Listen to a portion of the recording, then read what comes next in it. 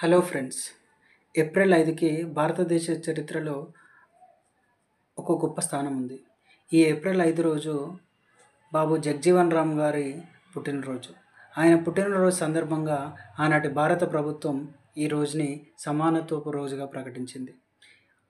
ఈ అణచబడిన వర్గాలకు ఆయన జీవితం మొత్తం తన సేవలను అందించి వారి అభ్యున్నతికై ఎంతో కృషి చేసిన వ్యక్తి డాక్టర్ బాబు జగ్జీవన్ రామ్ గారు.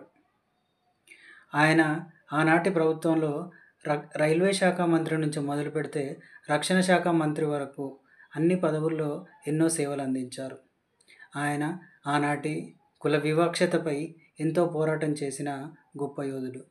అంతేకాకుండా ఎన్నో సామాజిక ఉద్యమాల్లో పాల్గొని ఎన్నో మార్పులు తీసుకొచ్చినటువంటి వ్యక్తి జగ్జీవన్ రామ్ గారు. అలాగే గాంధీ గారి పిలుపు మేరకు స్వతంత్ర ఉద్యమంలో తనదైన శైలిలో ఉద్యమాలు చేపట్టిన గొప్ప వ్యక్తి బాబు జగ్జీవన్ రామ్ గారు. ఆయన పుట్టినరోజు సందర్భంగా ఏప్రిల్ 5ని భారత ప్రభుత్వం ఈక్వాలిటీ డేగా ప్రకటించింది.